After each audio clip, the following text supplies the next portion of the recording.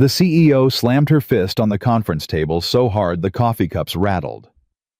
"If you're such a genius, then fix it," she screamed, pointing at the man in the faded security uniform like he was garbage. 31 engineers watched. Some smirked. Some laughed out loud. But 43 seconds later, every single one of them went dead silent. Because the man they just humiliated, the night shift security guard making $12 an hour, had just saved their $200 million company from total collapse. And nobody in that room knew the real reason his hands were shaking. Nobody knew about the hospital bed waiting for him. Nobody knew he was whispering to himself, "I can't lose this job. My boy needs me." Comment your city below so I can see how far this story travels. Marcus Webb had learned a long time ago that invisible men don't get to complain. They clock in, they clock out. They say yes sir and no ma'am, and they keep their mouths shut even when their pride is bleeding on the floor. That's just how it works when you're 54 years old, when your knees ache from standing 8 hours straight, when your resume has gaps the size of canyons, and when the only thing keeping your son alive costs more than you'll ever make in a lifetime. So Marcus kept his head down. He'd been working the night security shift at Nexus Digital for 11 months. 11 months of checking badges, nodding politely, watching 20-something engineers in expensive sneakers walk past him like he was furniture. 11 months of hearing them talk about stock options and Tesla upgrades while he calculated whether he could afford both his son's medication and the electric bill this month. He never said a word. Not when they left trash on the floor right in front of him. Not when they made jokes about the old guy at the door. Not when one of them, some kid barely out of college, asked him to hold his smoothie while he fumbled for his badge, then walked off without even saying thank you. Marcus just smiled, nodded, cleaned up the mess, because invisible men don't get to complain. But tonight was different. Marcus felt it the moment he walked through the doors at 10 p.m. The energy was wrong. People were running. Actual running in a building where everyone usually moved like they were too important to hurry.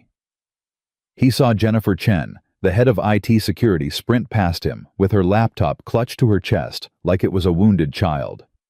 "Jennifer," he called out. "Everything okay?" She didn't even look at him, just kept running toward the elevator. Marcus watched her disappear. Then he heard the voices. Loud, panicked, coming from the 4th floor. He wasn't supposed to go up there. Night security stayed on the ground floor. That was the rule. But something in his gut, that old instinct from a different life, told him to move. He took the stairs. Faster than his knees wanted him to. By the time he reached the 4th floor, his heart was pounding. And then, he saw it. Through the glass walls of the main operations center, he saw chaos. 30, maybe 40 people. Engineers, managers, executives. All of them staring at screens filled with red. Red alerts. Red warnings. Red numbers counting down something that looked very, very bad. Marcus pressed his badge against the door. It beeped. Access denied. Of course, he didn't have clearance for this floor, so he just stood there, watching through the glass like a kid outside a candy store. And that's when he saw her. Victoria Sinclair, the CEO of Nexus Digital. She was standing in the center of the room, and even from 20 feet away, Marcus could feel her fury radiating like heat from a furnace. Victoria Sinclair had built Nexus Digital from nothing. 22 years ago, she'd started with 3 employees, a rented office above a Chinese restaurant, and a vision that everyone said was crazy. Now she commanded a fintech empire worth $2 billion. She'd been on the cover of Forbes twice. She'd testified before Congress. She'd fired executives who made her look bad and promoted interns who impressed her. She was brilliant. She was ruthless. And right now, she was terrified. But Victoria Sinclair never showed fear. She showed anger instead. "Someone explained to me," she said, her voice cutting through the chaos like a blade, "how a company with a $40 million security infrastructure is currently being robbed in real time." Nobody answered. Anyone. Derek Morrison, the chief technology officer, stepped forward. He was sweating through his designer shirt. Victoria, we're working on it. The attack vector is... It's sophisticated. We've never seen anything like... I don't want excuses, Derek. I want solutions. How much have we lost? Derek looked at his tablet. His hand was trembling. As of right now, 18 million. But the rate is accelerating. We're looking at potentially 200 million within the hour if we can't stop the breach. Victoria's face didn't change, but something behind her eyes shifted. 200 million, she repeated quietly. $200 million. We've got our best people on it, Derek said quickly. Chen Rodriguez Patterson, everyone's here. We're running every diagnostic, every countermeasure. And yet the money keeps disappearing, Victoria said. Interesting approach, Derek. Very innovative. Let me ask you something. She stepped closer to him. Close enough that everyone in the room could see Derek shrink. What exactly am I paying you $400,000 a year for? Derek opened his mouth. Nothing came out. That's what I thought. Victoria turned to face the room. Listen to me very carefully. I want this breach contained in the next 30 minutes. I don't care if you have to call God himself. I don't care if you have to sacrifice your firstborn. You will fix this, or every single one of you will be unemployed by morning. Am I clear? Heads nodded. People scattered. Keyboards clattered. And Marcus Webb watched it all through the glass. He should have left. That's what the smart move was. Go back downstairs, pretend he never saw anything. Clock out at 6 a.m. and go home to check on Daniel. But Marcus couldn't move, because he recognized something on those screens, something that made his blood run cold. He'd seen that attack pattern before. Not here, not at Nexus Digital, but years ago in another life, when he was a different man, with a different name badge and a different future. The cascade failure. The specific way the breach was spreading through the network nodes. The timing of the intrusion packets. It was a Hydra attack. Modified, evolved, but unmistakable. And Marcus knew he knew with absolute certainty that the engineers in that room were fighting the wrong battle. They were trying to plug holes in a sinking ship, while the real flood was coming from somewhere they hadn't even thought to look. He pressed his palm against the glass. Walk away, he told himself. This isn't your fight anymore. But then he thought about Daniel. 9 years old. Bald from the chemo. Asking every night when Daddy was coming home. If Nexus Digital went down, if this attack succeeded, the company wouldn't just lose money. They'd lose clients. They'd lose trust. They'd lose everything. And then they'd start cutting costs. Laying people off. And who gets cut first? The night security guard making $12 an hour. Marcus took a breath. Then he started banging on the glass. Jennifer Chen was the first one to notice him. She looked up from her screen annoyed and saw the security guard waving at her through the glass like a madman. What the hell? She muttered. She walked over and cracked the door open. Sir, you can't be up here. This area is restricted. I know, Marcus said. I know, but listen, I think I can help. Jennifer stared at him like he'd just announced he was from Mars. Excuse me. The attack you're dealing with. I've seen it before. I know how it works. If you just let me, sir. Jennifer held up her hand. I appreciate whatever this is, but we have actual engineers working on this. Trained professionals. I'm sure you mean well, but this isn't really your area of expertise. She said those last 3 words slowly, like she was explaining something to a child. I understand how this looks, Marcus said, but I'm telling you, you're fighting the wrong fire. The breach you're seeing isn't the real attack, it's a distraction. The actual extraction is happening through your backup authentication servers. Ports 80i80 and 8443. Check them, please. Jennifer's eyes narrowed. How do you know about our backup authentication servers? Because I've been watching your network traffic for 11 months, every night, from the security desk, and I've seen anomalies on those ports 3 times in the past 2 weeks. I reported it to your department. Twice. Nobody responded. Jennifer opened her mouth, closed it. Behind her, someone shouted, "We just lost another 6 million."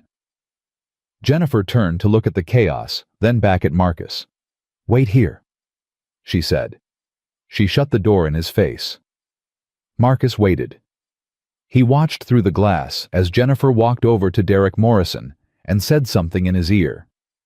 Derek looked over at Marcus. His expression shifted from confused to incredulous to annoyed in about 3 seconds. Then Derek laughed. He actually laughed. Marcus felt something twist in his chest, something old and familiar. Shame. Derek walked over to the door and opened it. "Okay, buddy," he said. "I don't know what kind of movie you think you're in right now, but we've got an actual crisis happening. Real engineers are handling it. Why don't you go back downstairs and check ports 8080 and 8443, Marcus said quietly. "Just check them. If I'm wrong, you've lost 30 seconds. If I'm right, I just saved your company." Derek smirked. "Listen, pal. I've been doing this for 15 years. I've got a master's degree from MIT and certifications in the Hydra framework." Marcus interrupted. "Version 3.2 modified with a polymorphic wrapper. That's what's hitting you. The flashy breach you're seeing is just theater.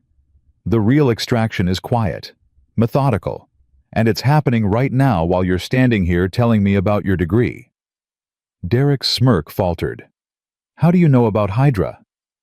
"Because I helped write the first countermeasure for it, in 2009, before you graduated." Silence.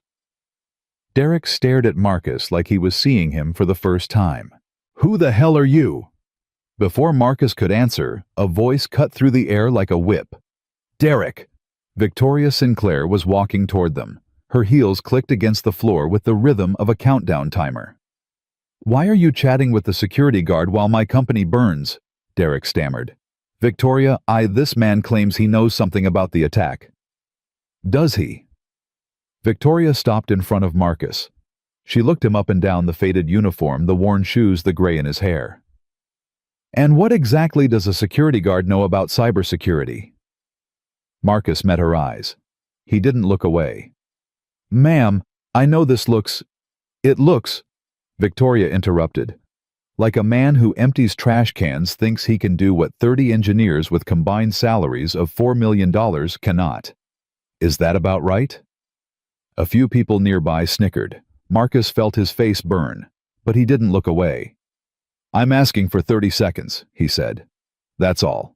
Just have someone check the backup authentication servers, ports 8080 and 8443. If I'm wrong, you can fire me right now, but if I'm right..." He didn't finish the sentence. Victoria stared at him. Her eyes were like ice. "You know what I think," she said. "I think you watch too much television. I think you have some fantasy about being the hero who saves the day. But this is the real world. And in the real world, people like you don't solve problems like this. People like you mop floors. That's your contribution. That's your lane." She leaned closer. "So I suggest you get back in it." Marcus felt 30 years of silence pressing against his throat. 30 years of yes ma'am and no sir, and swallowing his pride because that's what invisible men do. But then he thought about Daniel. Daniel lying in that hospital bed asking when Daddy was coming home. Daniel, who still believed his father could do anything. And something inside Marcus shifted. "Ma'am," he said slowly, "with all due respect, you're about to lose $200 million because everyone in this room is too proud to listen to the one person who actually knows what's happening. Now you can stand there and insult me for another 5 minutes, or you can let me sit down at one of those terminals and prove you wrong." The room went dead quiet. Nobody talked to Victoria Sinclair like that. Nobody. Her face hardened into something dangerous. "Fine," she said. "You want to embarrass yourself? Be my guest." She turned to the room. "Everyone, stop what you're doing. Our security guard here believes he's smarter than all of you combined. Let's give him the spotlight." She gestured toward an empty workstation. "Go ahead. Fix it. Show us your genius." Marcus looked at the workstation, then at the 30-plus engineers staring at him with smirks and crossed arms. His hands were trembling. I can't lose this job, he thought. Daniel needs me. But he was already walking toward the terminal. The chair squeaked when Marcus sat down. He could feel every eye in the room on him. He could hear the whispers. Is this a joke? Did she seriously let the janitor touch the system? This is going to be hilarious. Marcus ignored them. His fingers touched the keyboard, and for a moment, just a moment, he was transported back. Back to a different office. A different life. When he was Marcus Webb, Senior Security Architect. When companies paid him 6 figures to protect their networks. When his wife was still alive, and his son was still healthy, and the world made sense. He closed his eyes. Breathed. Then he started typing. The first thing he did was pull up the network traffic logs. Not the flashy ones, everyone was looking at the ones showing the breach, but the quiet ones. The background processes. The stuff nobody pays attention to. What's he doing? Someone whispered. No idea. Looks like he's looking at the wrong screens. Marcus didn't react. His eyes were scanning processing, filtering through thousands of data points per second. There. Port 8443. Exactly where he said it would be. A tiny, almost invisible data stream, masked to look like routine authentication traffic. But it wasn't routine. It was siphoning data out at a rate of about 50 megabytes per second, the real attack. Found it, Marcus muttered. He pulled up the packet structure, analyzed the encryption wrapper. His fingers flew across the keyboard now faster than they'd moved in years. He's actually doing something, someone said, surprised. Probably making it worse. Marcus kept working. The Hydra framework was smart. It was designed to adapt, to evolve, to resist conventional countermeasures. But Marcus had studied this attack pattern for months back in 2009. He'd written papers about it. He'd designed the original defense, and whoever modified this version had made a mistake. A small one. Almost undetectable. But Marcus saw it. The polymorphic wrapper recycled its encryption keys every 60 seconds. Which meant for about a 3-second window during each cycle, the attack was vulnerable. Marcus watched the clock. Counted down. 57, 58, 59. Now. His fingers moved like lightning. He injected a custom script, one he'd written from scratch years ago, stored in a memory he'd tried to forget, directly into the vulnerability window. The script did 3 things simultaneously. First, it isolated the malicious data stream, cutting it off from the main network, like a surgeon severing a diseased limb. Second, it deployed a honeypot, a fake database that looked real enough to fool the attackers into thinking they were still extracting data, when really they were downloading nothing but garbage. Third, and most importantly, it traced the attack back to its source and planted a marker, a digital fingerprint that would make the attackers identifiable to any law enforcement agency in the world. All of this happened in approximately 43 seconds. And then silence. The red alert stopped. The scrolling numbers froze. The alarms went quiet. Marcus sat back in the chair. His heart was pounding so hard he could hear it in his ears. What? Derek Morrison stepped forward, staring at his tablet. What just happened? Jennifer Chen was already at another terminal pulling up diagnostics. The breach is contained, she said slowly. The extraction has stopped. All network integrity restored. She looked up at Marcus with an expression he couldn't quite read. He did it, she said. He actually did it. The room erupted. Engineers crowded around the terminals, checking and rechecking the data. Voices overlapped, confused, amazed, disbelieving. How is that possible? Who is this guy? I've never seen code like that before. But Marcus wasn't listening. He was already standing up, already heading for the door, because his phone had buzzed in his pocket 3 minutes ago. A message from the hospital. And he knew, with the cold certainty of a man who had received too many of those messages, that his son needed him more than this room full of strangers ever would. "Where do you think you're going?" Victoria's voice stopped him at the door. Marcus turned. She was standing in the middle of the room, her face unreadable. "My son is in the hospital," Marcus said quietly. "I need to go." "Your son?" "Yes, ma'am. He's 9. He's sick, and he's waiting for me." Victoria stared at him for a long moment. "You just saved my company from losing $200 million. "Yes, ma'am." "And you're leaving without—" "What?" "Without asking for anything. Without demanding recognition." Marcus almost smiled. "Almost. Ma'am, I've been invisible for a long time. I'm used to it. Right now, the only thing I need is to hold my boy's hand and tell him Daddy's here." He pushed open the door. "Wait," Victoria said. Something in her voice had changed. Something small and fragile that she probably hadn't let anyone hear in years. "What's your name?" "Your full name." Marcus paused. "Marcus Webb," he said. Just Marcus. And then he was gone. The elevator ride down felt like it took forever. Marcus leaned against the wall, letting his body shake now that no one could see. He'd done it. After all these years. After everything he'd lost.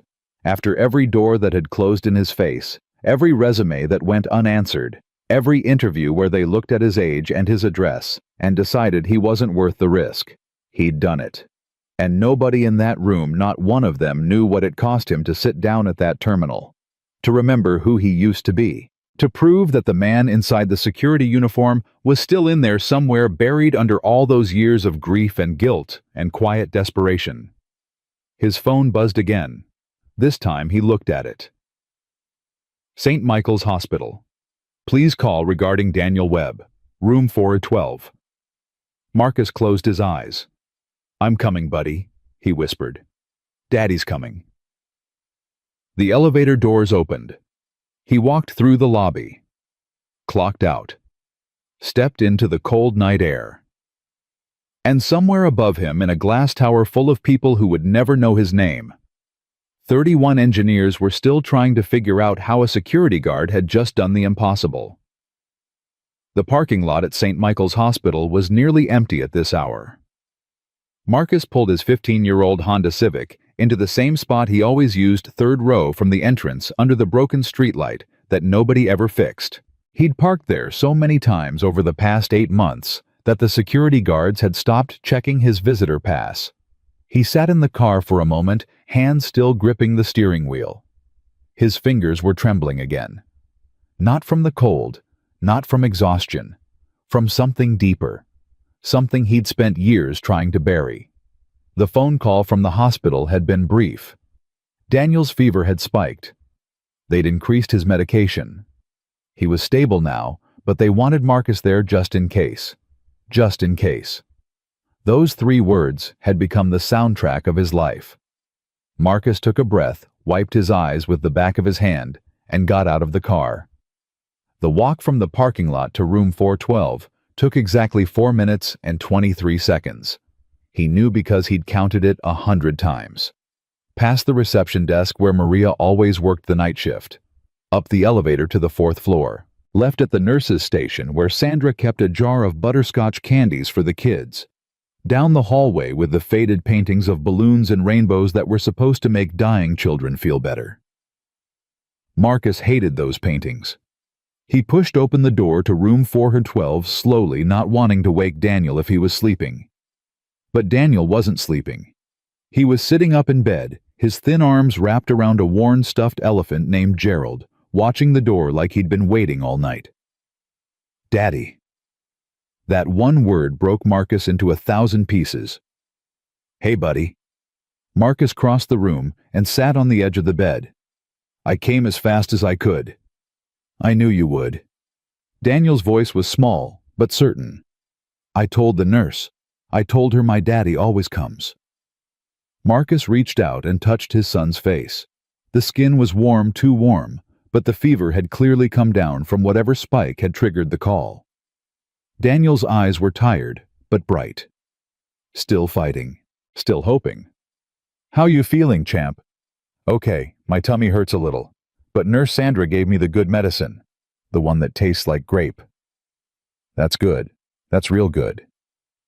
Daniel studied his father's face with the unsettling perception that sick children sometimes develop as if proximity to death gave them clarity about life. "Daddy, you look tired." "I'm okay, buddy." "Did something happen at work?" Marcus hesitated. He'd never told Daniel much about his job at Nexus Digital. Never told him that the man who used to design security systems for Fortune 500 companies now spent his nights checking badges and mopping floors. Daniel thought his father was an important person who worked with computers. Marcus didn't have the heart to correct him. "Just a busy night," Marcus said. "Nothing to worry about." "Did you help people?" The question hit Marcus harder than he expected. "Yeah," he said quietly. "I think maybe I did." Daniel smiled. It was the same smile his mother used to have, the one that made everything feel possible, even when the world was falling apart. "I knew it," Daniel said. "Mommy always said you were the smartest person she ever met. She said you could fix anything." Marcus felt something crack inside his chest. "Your mom? She said a lot of nice things. I miss her." "I know, buddy. I miss her too." Daniel was quiet for a moment, stroking Gerald's worn ear, the way he always did when he was thinking. "Daddy." "Yeah. Am I gonna die?" The question came out so casual, so matter-of-fact, that Marcus almost didn't register it. Then it hit him like a truck. "What?" "No. Nobody." "You're not. Why would you ask that?" "Tommy died," Daniel said simply. "He was in the room next to me. We used to play video games together. And then one day he wasn't there anymore. Nurse Sandra said he went to heaven." Marcus couldn't speak. His throat had closed up entirely. "I'm not scared," Daniel continued. "I mean, I'm a little scared. But if I go to heaven, I'll get to see Mommy again, and she'll be so happy. She'll make me pancakes like she used to, the ones with the chocolate chips that look like smiley faces." "Daniel." Marcus's voice came out broken. "Listen to me. Are you listening?" Daniel nodded. "You are not going to die. Do you hear me? I'm not going to let that happen.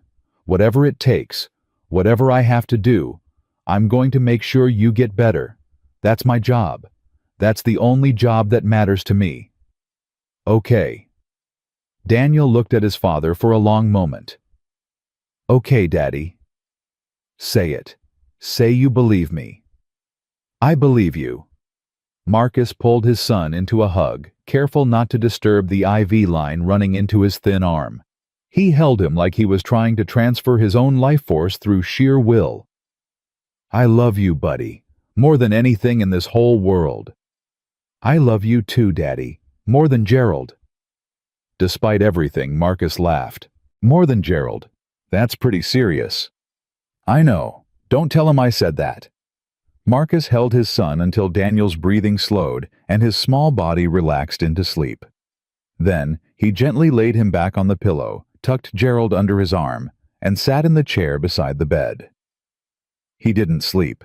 He never slept when he was here. Instead, he watched his son breathe and tried not to think about the stack of medical bills in his glove compartment. The ones he hadn't opened because he already knew what they said. The ones that added up to more than he would make in 10 years at his current salary. Somewhere around 3 a.m., his phone buzzed. A text from an unknown number. "This is Jennifer Chen from Nexus Digital. I need to speak with you. It's important."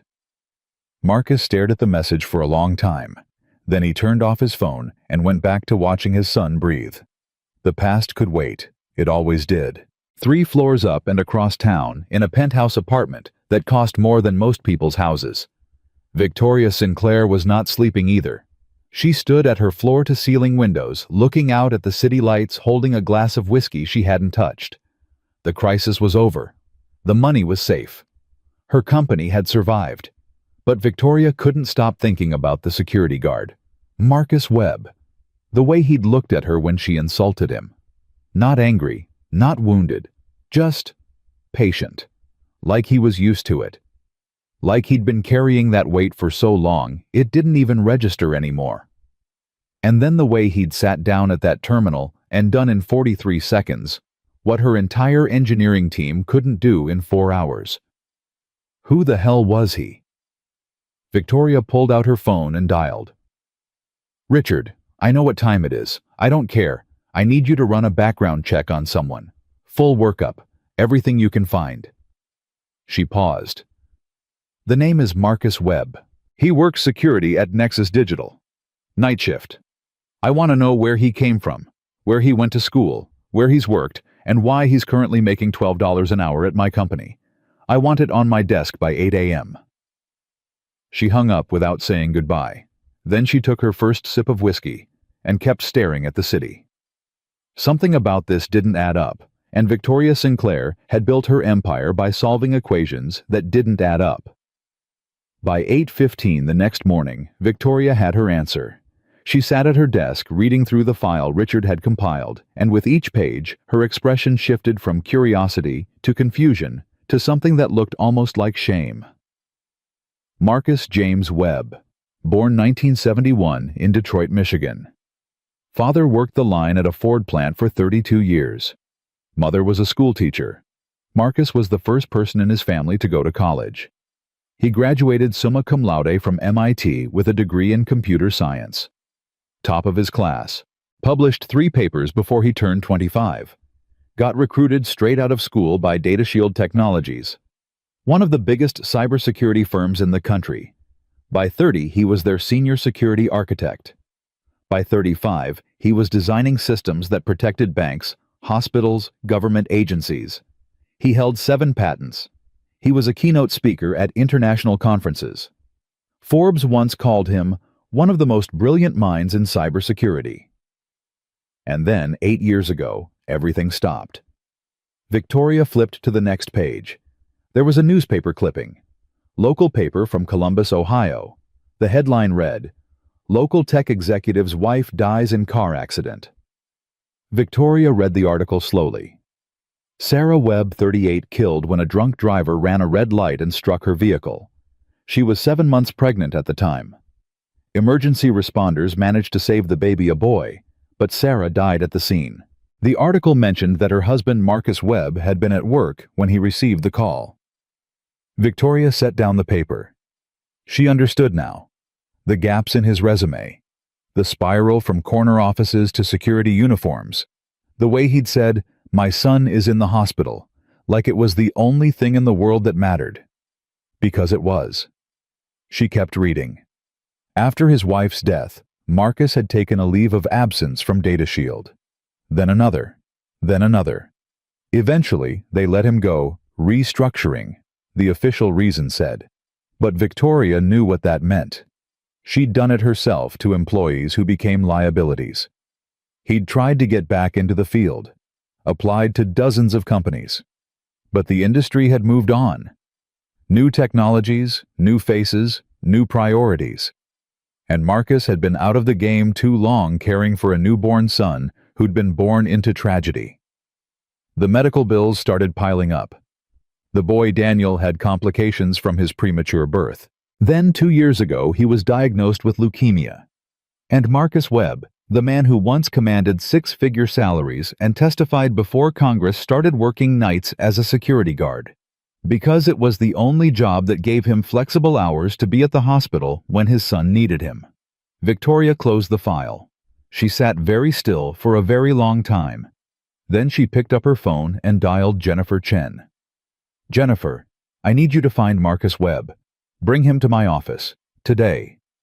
He's not scheduled to work until tonight. I don't care. Find him. Tell him it's not optional. And Jennifer, yes, be nice about it." She hung up and looked at the file again. The photo clipped to the front was from Marcus's DataShield days. He was smiling, standing next to a pretty woman with dark hair. Both of them looked so young, so happy, so completely unaware of what was coming. Victoria had been called a lot of things in her career. Ruthless, cold, a shark, and she'd worn those labels like armor because in her world, softness was weakness. But sitting here looking at this photo, she felt something she hadn't felt in a very long time. She felt ashamed. Marcus was still at the hospital when his phone rang. He'd spent the night in the chair beside Daniel's bed, waking every time a nurse came in, checking Daniel's breathing, counting the seconds between each beep of the heart monitor. By morning, Daniel's fever had broken completely. He was eating Jell-O and watching cartoons like nothing had happened. Kids were resilient that way. They bounced back from things that would destroy adults. Marcus was in the hallway, stretching his aching back, when the unknown number appeared on his screen again. He almost ignored it, but something made him answer. "Mr. Webb, this is Jennifer Chen from Nexus Digital." Marcus leaned against the wall. "Ms. Chen, I'm not scheduled until tonight." "I know. This isn't about your shift. Ms. Sinclair would like to see you, today, as soon as possible." Marcus felt his stomach tighten. "Am I being fired?" There was a pause on the other end. "No, at least I don't think so. She didn't tell me why she wants to see you, but she was very clear that it was important." Marcus looked through the window at Daniel, who was laughing at something on the TV screen. "My son is in the hospital. I can't just leave. Mr. Webb." Jennifer's voice softened. "I don't know what's going on, but after what you did last night, I don't think this is a bad thing. And honestly, I think you should hear what she has to say." Marcus was quiet for a long moment. "Fine. Give me 2 hours." He arrived at Nexus Digital at noon. The building looked different in daylight, busier, more official. More like the kind of place where important things happened and unimportant people were reminded of their place. Marcus walked through the lobby in his regular clothes, jeans, a flannel shirt, the jacket his wife had bought him 15 years ago that he still couldn't bring himself to throw away. He felt exposed without his uniform, like the costume had been protecting him and now he was naked. The receptionist recognized him. "Mr. Webb, Ms. Sinclair is expecting you. Take the elevator to the top floor. Her assistant will meet you." Marcus nodded and walked to the elevator. Top floor. Of course. The ride up took forever. Marcus watched the numbers climb and tried to prepare himself for whatever was coming. More humiliation. An official termination with a check for 2 weeks' pay. Maybe they'd found out he'd been watching their network traffic without authorization. Maybe this was a legal thing. Maybe they were going to press charges. The doors opened. A young man in an expensive suit was waiting. "Mr. Webb, right this way, please." Marcus followed him down a hallway that probably cost more to decorate than his entire apartment building. Past offices with glass walls where important-looking people had important-looking meetings. Past a break room with a coffee machine that probably made drinks Marcus couldn't pronounce. Finally, they reached a set of double doors. "Ms. Sinclair is waiting for you inside." The young man opened the door, gestured for Marcus to enter, and closed it behind him. Marcus found himself in an office that was roughly the size of his entire apartment. Floor-to-ceiling windows with a view of the city. Minimalist furniture that probably cost more than his car. Art on the walls that looked like it belonged in a museum. And in the center of it all, Victoria Sinclair. She was standing behind her desk watching him enter. Her expression was unreadable. "Mr. Webb, thank you for coming." "I wasn't sure I had a choice." "You always have a choice. Please, sit down." She gestured to a chair across from her desk. Marcus sat. Victoria remained standing for a moment longer, like she was trying to figure out how to start. Then she picked up a file from her desk. MIT, summa cum laude, 7 patents. Senior Security Architect at DataShield Technologies. Keynote speaker at DEF CON in 2011 and 2014. Published in the Journal of Cybersecurity. Once consulted for the NSA. She looked up at him. Did I miss anything? Marcus felt something cold settle in his chest. You ran a background check on me. I run background checks on everyone who saves my company $200 million. It's a habit. She set the file down and finally sat across from him. Why didn't you say something last night when I said those things? Why didn't you tell me who you were? Would it have mattered? Victoria opened her mouth, then closed it. Honestly, probably not. I was scared and angry and looking for someone to blame. You were convenient. People usually are. Victoria studied him. You're not what I expected. What did you expect? I don't know. Bitterness. Resentment. You should be furious. You went from being one of the most respected minds in cybersecurity to checking badges at my front door. Most people would be screaming about how unfair life is. Marcus was quiet for a moment. Ms. Sinclair, I learned a long time ago that life doesn't care about fair. Fair is a story we tell ourselves when things go our way. When they don't go our way, we find out what we're really made of. And what are you made of? Marcus thought about Daniel, about the hospital bed, about the bills he couldn't pay, and the fear he couldn't show. Whatever my son needs me to be. Victoria leaned back in her chair. Tell me about him. Daniel. It wasn't a request, but it wasn't a demand either. It was something in between, a genuine question from someone who had probably forgotten how to ask them. He's 9, Marcus said. He's brave. Braver than me. He was born 2 months early the night his mother died.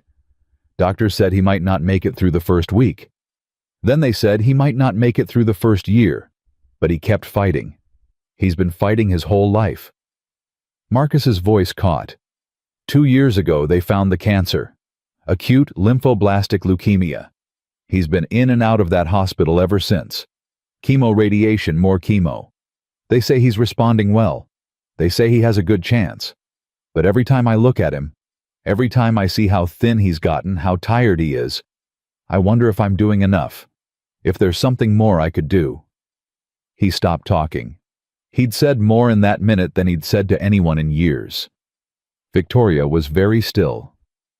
I'm sorry, she said quietly, for what I said last night, for how I treated you. You deserved better than that.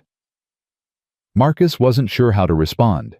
He'd imagined a lot of scenarios when he walked into this office. An apology wasn't one of them. I appreciate that, Ms. Sinclair, but I didn't come here for an apology. No, you came because I asked you to, and now I'm going to tell you why. She leaned forward. I want to offer you a job, a real job, Director of Cybersecurity, full benefits, full salary, full authority. You'd report directly to me. Marcus stared at her. I'm sorry. What? You heard me. I'm offering you a position that pays $300,000 a year, plus bonuses, stock options, and a benefits package that includes full medical coverage for you and any dependents. The words hit Marcus like physical blows. Full medical coverage for Daniel. Ms. Sinclair. Victoria. If we're going to work together, you can call me Victoria. Victoria. The name felt strange in his mouth. I haven't worked in cybersecurity in 8 years. The field has changed. The technologies have changed. I'm not sure I'm... Stop. Victoria held up her hand. Don't do that. Don't pretend you're less than you are just because the world told you to shrink. I watched you last night. I saw what you did in 43 seconds. That wasn't rust. That wasn't luck. That was mastery. The kind that doesn't fade no matter how long you've been away from the game. She stood up and walked to the window. I've hired a lot of people in my career. Smart people. Credentialed people. People who look good in meetings and say the right things and have all the right connections. But last night, when everything was falling apart, none of them could do what you did. She turned back to face him. I don't care about your resume gaps. I don't care that you've been out of the industry. I care about results. And you delivered results when nobody else could. Marcus sat very still, trying to process what was happening. This is a lot to take in. I know. And I'm not asking you to decide right now. Take a few days. Think about it. Talk to your son if you need to. But know this, the offer is real and it's not going away. She walked back to her desk and picked up a business card. My direct number. Call me when you've made a decision. Marcus took the card. His hands were trembling again, but this time for a different reason. Can I ask you something? Of course. Why the apology? The job offer, you could have just given me a bonus and forgotten about me. Why all this? Victoria was quiet for a moment. Because I've spent 22 years building this company by being harder and colder and more ruthless than everyone around me. And last night I saw the cost of that. I saw what happens when you stop seeing people as people and start seeing them as functions. You become someone who mocks a man while his son is dying in a hospital. She met his eyes. I don't want to be that person anymore. I don't know if I know how to be anything else. But I have to try. And you, what you did, who you are, you reminded me why I started this company in the first place. Not for the money, not for the power, but because I genuinely believed technology could make people's lives better. She almost smiled. So consider this job offer my first step toward remembering that. Marcus stood up slowly. I'll think about it. That's all I ask. He walked to the door, then stopped. Victoria. Yes. For what it's worth, I accept your apology. Something shifted in her face, something that might have been relief. Thank you, Marcus. He nodded and walked out. The elevator ride down felt different this time. The numbers descended, but something inside Marcus was rising. For 8 years, he had been invisible. A ghost of the man he used to be. Going through the motions. Surviving, but not living. And now, for the first time since Sarah died, he felt something he'd almost forgotten existed. Hope. He pulled out his phone and dialed the hospital. Hi, this is Marcus Webb. Can you connect me to room 412? A pause. A click. Then, Daddy? Daniel's voice thin but happy. Hey, buddy. I have some news. I think something good might be happening. What kind of good? Marcus smiled. Really smiled for the first time in longer than he could remember. The kind where Daddy might be able to fix some things. Important things. Like a superhero. Something like that. I knew it, Daniel said. I told Nurse Sandra. I told her my daddy could do anything. Marcus leaned against the wall of the elevator as the doors opened to the lobby. I don't know about anything, buddy, but I'm going to try. For you, I'm going to try. That's okay, Daddy. Trying is the bravest part. Marcus closed his eyes. His 9-year-old son, sick and fighting and braver than anyone had a right to be, had just said the truest thing he'd heard in years. Trying is the bravest part. I love you, Daniel. I love you too, Daddy. More than Gerald, but don't tell him. Marcus laughed and the sound surprised him. Your secret's safe with me. He walked out of Nexus Digital into the afternoon sun. The city looked the same as it had that morning. The same cars, the same people, the same world spinning on indifferent to the small dramas playing out in hospital rooms and corporate offices.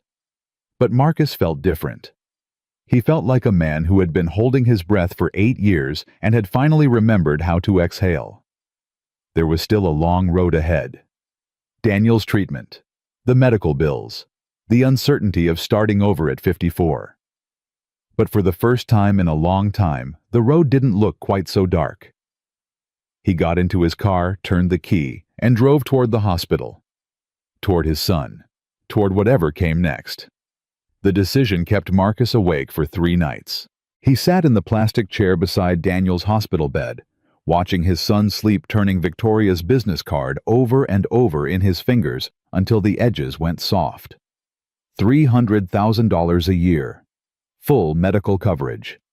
The words echoed in his head like a song he'd forgotten the melody to. On the 3rd night, Daniel woke up around 2 a.m., saw his father sitting there in the dim light, and reached out his small hand. "Daddy, why aren't you sleeping?" Marcus tucked the business card into his pocket. "Just thinking, buddy." "About what?" "About whether to do something scary." Daniel considered this with the gravity only a 9-year-old could muster. "Is it the good kind of scary or the bad kind?" "What do you mean?" "Well," Daniel said, adjusting Gerald under his arm. "Nurse Sandra says there's 2 kinds of scary. There's the scary that means something bad is going to happen, and there's the scary that means something good might happen, but you don't know for sure. She says the second kind is called courage." Marcus stared at his son. "When did you get so smart?" "I've always been smart, Daddy. You just don't listen." Despite everything, Marcus laughed. "You're right. I don't listen enough. So which kind of scary is it?" Marcus thought about the question. Really thought about it. "I think it might be the second kind." "Then you should do it." Daniel said it like it was the simplest thing in the world. "That's what Mom would say. She always said the best things in life are on the other side of scared." Marcus felt his throat tighten. "You remember that?" "I remember everything about Mom. I keep her in here." Daniel tapped his chest right over his heart. "That way she's always with me, even when I can't see her." Marcus couldn't speak. He just reached out and held his son's hand. "Daddy, yeah, buddy. Whatever you're thinking about doing, I think you should do it, because you're the bravest person I know, even braver than the Avengers, and they have superpowers." Marcus squeezed his hand. "You really think so?" "I know so." They sat there in the quiet for a long moment. Then Daniel's eyes started to close. "Daddy." "Yeah. I'm glad you're my dad. I'm glad you're my son, buddy, more than you'll ever know." Daniel smiled sleepily, mumbled something about Gerald needing a bath, and drifted back to sleep. Marcus sat there until the sun came up. Then he pulled out his phone and dialed Victoria's number. She answered on the second ring. "Marcus?" "I'm in." There was a pause. "Just like that. Just like that. When do I start?" "How about Monday?" Marcus looked at his son. "Monday works." Mad. The first day was harder than he expected. Marcus arrived at Nexus Digital at 7:45 a.m., wearing a suit he'd bought at Goodwill the day before. It didn't fit quite right, too loose in the shoulders, too short in the sleeves, but it was the best he could afford on short notice. He walked through the lobby where he used to check badges and felt every eye on him. The receptionist, who used to ignore him, now smiled nervously. "Good morning, Mr. Webb. Ms. Sinclair is expecting you. 20th floor." Mr. Webb. The words felt foreign in his ears. He took the elevator up, watching the numbers climb, trying to steady his breathing. When the doors opened, Victoria was waiting. "Marcus, right on time." Force of habit. She studied his suit but said nothing about it. "Let me show you to your office." His office. He had an office now. Victoria led him down a hallway he'd never seen before, past rows of glass-walled rooms where engineers looked up from their screens to stare. He could feel their curiosity, their skepticism. Word had clearly spread about who he was and where he came from. They stopped in front of a corner office with floor-to-ceiling windows. "This is you," Victoria said. "Everything you need should be inside. It set up your accounts this morning. Your team will be here at 9 for introductions." "My team?" 12 people, the best we have. They're good, Marcus, but they need leadership. Real leadership. That's why you're here." Marcus stepped into the office. It was bigger than his apartment. There was a desk, a computer, a chair that probably cost more than his car. "Victoria." "Yes." "I don't know if I can do this." She walked up beside him and looked out the window at the city below. "You know what I learned building this company? Nobody knows if they can do anything until they do it. Confidence is a lie we tell ourselves to get through the day. What matters is showing up anyway. You showed up. That's the hard part. What if I fail? Then you fail. And we figure out what went wrong. And we try again. She turned to face him. I didn't hire you because I thought you were perfect. I hired you because I saw what you could do when everything was falling apart. That's the person I need. Not someone who's never failed. Someone who's failed and kept going anyway. Marcus was quiet. 9 o'clock, Victoria said. Conference room B. Don't be late. She walked out, her heels clicking against the floor. Marcus stood alone in his new office looking at the city through windows he'd never imagined he'd see from this side. Then he sat down at his desk and got to work. The team meeting did not go well. 12 engineers sat around a conference table looking at Marcus like he was a specimen in a zoo. He recognized some of them from that night, the night he'd saved the company, while they watched and smirked. Nobody was smirking now, but nobody looked happy either. Jennifer Chen sat at the far end of the table. She was the only one who met his eyes. Good morning, Marcus said. My name is Marcus Webb. I'm your new director of cybersecurity. Silence. I know what you're thinking. Who is this guy? Where did he come from? Why is he qualified to lead us? More silence. Fair questions. I'll answer them. 15 years ago, I was the senior security architect at DataShield Technologies. I designed systems that protected banks, hospitals, and government agencies. I wrote code that some of you probably studied in school. A few people shifted in their seats. Then life happened. My wife died. My son got sick. I had to make choices. Some of those choices took me away from this field for a long time, and I'm not going to pretend that didn't cost me. It did. I'm rusty. I'm behind on some of the newer technologies. I'm going to need your help catching up. He paused. But here's what I know. I know how to think about security. I know how to find the holes that other people miss. And I know how to stay calm when everything is on fire. That's what I bring to this table. Not ego, not credentials. Just the willingness to do whatever it takes to protect this company. He looked around the room. Now, I'm sure some of you have opinions about my being here. Good. I want to hear them. Not behind my back to my face. If you think I'm making a mistake, tell me. If you think there's a better way, show me. I'm not here to prove I'm smarter than you. I'm here to make all of us better. Silence again, but different this time. Less hostile. Then a voice from the middle of the table. I have a question. Marcus looked at the speaker. Young guy, mid-20s, expensive glasses, the kind of arrogant posture that came from being told you're brilliant your whole life. Go ahead. That night, when the breach happened, how did you know about the backup authentication servers you said you'd been monitoring our network traffic? For 11 months. Marcus nodded. That's right. That's not exactly authorized. You were a security guard. You weren't supposed to have access to any of that. No, I wasn't. So technically what you did was a security violation. The room tensed. People looked at each other. Marcus met the young man's eyes without flinching. You're right. It was. And if you want to report me, I won't stop you. But here's the truth. I spent 11 months watching your systems because I couldn't turn it off. Once you've spent your life protecting networks, you don't stop seeing the vulnerabilities. I saw things that worried me.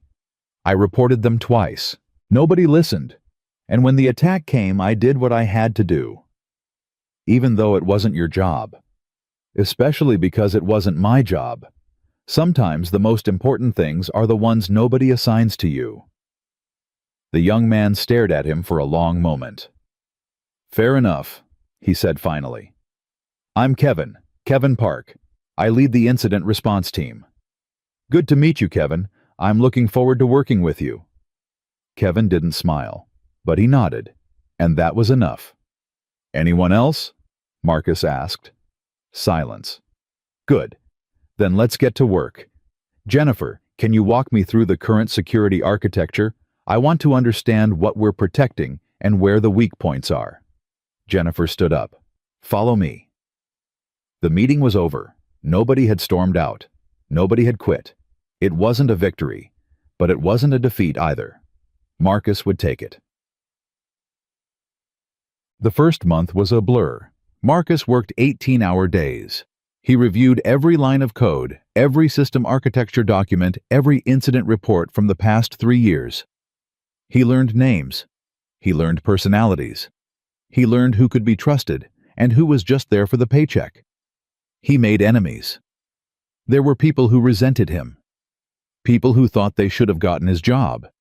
People who couldn't accept that a 54-year-old former security guard was telling them what to do. Derek Morrison was the worst. The CTO had never forgiven Marcus for making him look bad that night. And now, with Marcus in a position of authority, Derek took every opportunity to undermine him. In meetings, he questioned Marcus's decisions.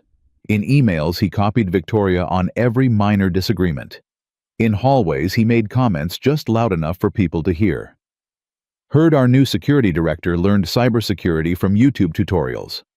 Must be nice to get promoted for doing someone else's job? I give him 6 months before he crashes and burns. Marcus ignored it. He had bigger problems, like the fact that Nexus Digital's security infrastructure was held together with duct tape and prayers. The more he dug, the worse it got. Legacy systems that should have been retired years ago. Patches that had never been applied. Vulnerabilities that had been flagged and forgotten. The attack that nearly cost them $200 million wasn't a fluke, it was inevitable. The only surprise was that it hadn't happened sooner. Marcus started building a plan. A complete overhaul. New systems, new protocols, new training. It would cost money, a lot of money, but it was the only way to prevent another disaster.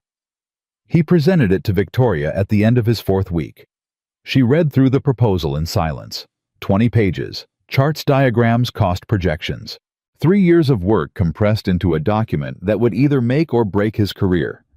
This is ambitious, she said finally. It's necessary. The board will push back. This budget, it's significant. So is losing $200 million in an hour. Victoria looked at him over the top of the document. You're not afraid to speak your mind, are you? I spent 8 years being afraid. I'm done with that. She almost smiled. Good. I'll take this to the board. But Marcus, you need to know something. Not everyone in this company wants you to succeed. There are people who see you as a threat. People who would rather watch you fail than admit they were wrong about you. I know. Do you? Because this is going to get harder before it gets easier. Are you ready for that? Marcus thought about Daniel. About the hospital bills that were finally getting paid. About the look on his son's face when he'd told him Daddy got a new job. I don't have a choice. Victoria nodded slowly. Then let's get to work. The board approved the plan. Not easily. Not without a fight. Victoria had to call in favors, make promises, threaten resignations. But in the end, they approved it. Marcus had 90 days to implement the first phase. He gathered his team in the conference room and laid it out. Here's the situation. We have 90 days to rebuild the core of our security infrastructure. That's not a lot of time. It's going to require long hours. It's going to require sacrifice. And it's going to require all of us working together in ways we never have before. He looked around the room. I know some of you have doubts about me. I know some of you think this is impossible. But I'm asking you to trust me. Not because I'm your boss. Not because Victoria hired me. But because I've been where you are. I've faced impossible deadlines and skeptical colleagues and systems that seemed too broken to fix. And I'm still here. Kevin Park spoke up. What do you need from us? Everything. Your best work. Your best ideas. Your willingness to tell me when I'm wrong. Marcus paused. And your patience. Because I'm going to make mistakes. We all are. What matters is how we respond to them. Jennifer Chen raised her hand. Where do we start? Marcus walked to the whiteboard and started drawing. Here. The authentication servers. That's where the last attack exploited us. That's where we fix first. We build a new system from the ground up. Redundant, isolated, monitored. If anyone tries to hit us there again, we see them coming from a mile away. He turned back to face the team. Any questions? Nobody spoke. Then let's get to work. The next 6 weeks were the hardest of Marcus's life. He slept 4 hours a night, sometimes less. He ate at his desk when he remembered to eat at all. He made decisions that affected millions of dollars and hundreds of people, and he second-guessed every single one. But slowly, impossibly, things started to change. The new authentication system went live without a hitch.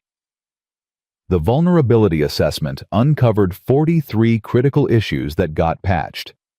The incident response protocols were rewritten, tested, and implemented. And his team started to believe. Kevin Park, who had challenged him that first day, became his strongest ally.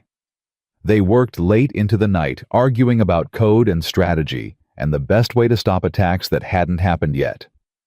Kevin was arrogant, sure, but he was also brilliant, and once Marcus earned his respect, Kevin gave everything he had. Jennifer Chen turned out to be the best systems architect Marcus had ever worked with. She had a way of seeing connections that other people missed, of understanding how the pieces fit together. Marcus promoted her to lead the infrastructure redesign. She didn't disappoint. Even the skeptics started coming around. They saw the results. They saw the dedication. They saw a man who worked harder than anyone else and never asked for credit. But not everyone was convinced. Derek Morrison watched Marcus's success with growing resentment. Every milestone Marcus hit was a reminder of Derek's failure that night. And Derek was not a man who handled failure well. He started making calls, quietly, to board members, to shareholders, to anyone who would listen. This Webb guy, he's in over his head.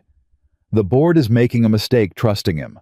Mark my words, this whole thing is going to blow up in our faces. The whispers spread. The doubts grew. And Derek waited for his moment. It came on a Tuesday afternoon. Marcus was in his office, reviewing the final testing protocols for the new firewall system, when his phone buzzed. A message from Victoria. My office. Now. Something in those 3 words made his stomach tighten.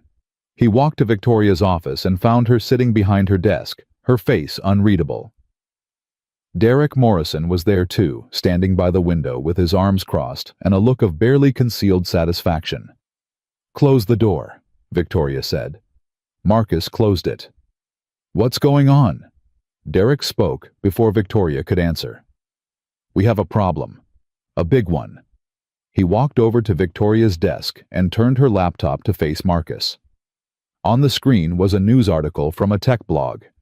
The headline read, Nexus Digital's new security chief savior or liability. Marcus felt his blood go cold. He scanned the article. It detailed everything. His background at DataShield, his wife's death, Daniel's illness, his years working as a security guard, the circumstances of his hiring. And then at the bottom, a question that twisted like a knife. Can a company worth $2 billion really trust its security to a man who couldn't even protect his own career? Where did this come from? Marcus asked quietly. Anonymous source, Derek said. Someone who claims to have inside knowledge of your background and the circumstances of your hiring. The article implies that Victoria hired you out of guilt, not merit, that you're a charity case. Marcus looked at Victoria. Her expression gave nothing away. Is that what you think? What I think doesn't matter right now, Victoria said. What matters is that this article has been shared over 10,000 times in the past 2 hours. The board is asking questions. Shareholders are nervous. We have a PR crisis. I didn't leak this, Marcus said. I know you didn't. Then who? He stopped. He looked at Derek. The barely concealed satisfaction on his face. You, Derek's expression flickered. Excuse me, You leaked this. You've been waiting for a chance to take me down since the night I saved this company, and now you think you found it. That's a serious accusation, Derek said, but his voice wavered slightly. Is it? Let me ask you something, Derek. How many people in this company know about my wife, about my son, about the specifics of how I got hired? Derek said nothing. 3 people. Me, Victoria, and whoever she told. Which means either Victoria leaked this story to sabotage her own hire, or someone accessed her files without authorization. He turned to Victoria. Check the access logs on your personnel files. See who's been looking at my records in the past week. Victoria's eyes narrowed. She turned to her computer and started typing. Derek's face went pale. This is ridiculous, he said. I don't have to stand here and listen to... Got it, Victoria said. She looked up from her screen. Derek, would you like to explain why you accessed Marcus's personnel file 6 times in the past 3 days? Silence. Derek's mouth opened, closed, opened again. I was just doing due diligence. As CTO, I have a responsibility to... To what? Victoria stood up. To leak confidential employee information to the press. To sabotage a colleague because you can't handle the fact that he did your job better than you could. That's not to get out. Derek blinked. What? You're fired, effective immediately. Security will escort you to your office to collect your things. You have 30 minutes to be off the premises. Victoria, you can't. I just did. She pressed a button on her phone. Security. I need an escort to my office. Now. Derek looked from Victoria to Marcus, his face a mask of disbelief and fury. This isn't over, he said. You think you've won, this company will fail with him in charge. And when it does, everyone will remember that I tried to warn them. Goodbye, Derek. 2 security guards appeared at the door. Derek looked at them, then back at Victoria. You're making a mistake. I've made plenty of mistakes. Hiring you was one of them. Keeping you this long was another. This isn't one of them. Derek turned and walked out, flanked by the guards. The door closed behind him. Marcus and Victoria stood in silence. Well, Victoria said finally, that was dramatic. Are you okay? I'm fine. I should have fired him months ago. He's been dead weight since the day he got here. She sat back down. The question is, are you okay? Marcus thought about the article, about his life laid bare for strangers to judge. It's all true, he said. Everything in that article. The only lie is the implication. What implication? That I'm weak. That what happened to me makes me less capable. That suffering is a disqualification. Victoria looked at him for a long moment. You know what I think, Marcus? What? I think suffering is the only thing that qualifies anyone for anything that matters. The people who've never lost anything don't know what they're fighting for. They don't know what it costs to keep going when everything falls apart. She stood up and walked to him. You know, and that's exactly why I hired you. Marcus didn't know what to say. The article is going to cause some noise, Victoria continued. The board will have questions, but I'll handle them. What I need from you is to keep doing exactly what you've been doing. Build the system, train the team, prove them all wrong. And if I can't, you can. I've seen it. She held out her hand. 90 days, that's what we agreed. 43 left. Can you do it? Marcus looked at her hand. Then he shook it. I can do it. Then get back to work. Marcus walked to the door, then stopped. Victoria. Yes. Thank you for believing in me. Something softened in her face.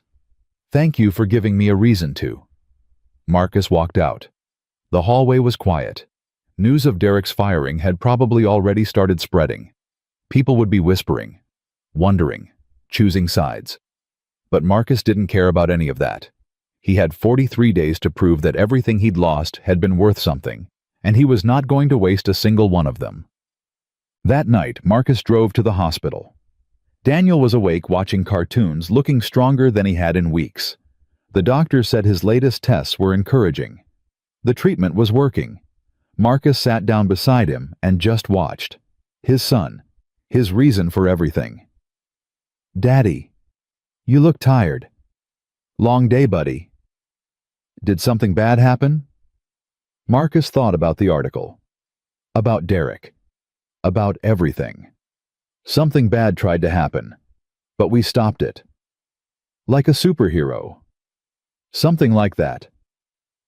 Daniel smiled. "I told you. You're the bravest." Marcus leaned over and kissed his son's forehead. "No, buddy, you are." Daniel yawned. "Daddy." "Yeah. I think I'm going to get better." Marcus felt his heart crack open. "You do?" "Yeah, because you're here. And you never give up. So I'm not going to give up either." Marcus held his son's hand. "We're going to make it, buddy. Both of us. I promise." Daniel's eyes closed. "I believe you, Daddy." And for the first time in a very long time, Marcus believed it too. 43 days became 40, then 30, then 20. Marcus worked like a man possessed. He arrived before sunrise and left after midnight. He reviewed code until his eyes burned. He tested systems until his fingers ached. He pushed his team harder than they'd ever been pushed, and somehow, impossibly, they pushed back even harder. The new firewall went live on day 32. The intrusion detection system was operational by day 27. The network segmentation protocols were completed on day 21. Each milestone felt like a small victory in a war that never seemed to end. But somewhere around day 18, Marcus noticed something strange. Daniel was getting better. Not slowly, not incrementally, better in a way that defied every cautious prediction the doctors had made. His color came back. His appetite returned. The dark circles under his eyes faded. When Marcus visited him at night, Daniel wasn't lying in bed anymore. He was sitting up drawing pictures, playing games on the tablet the nurses had given him.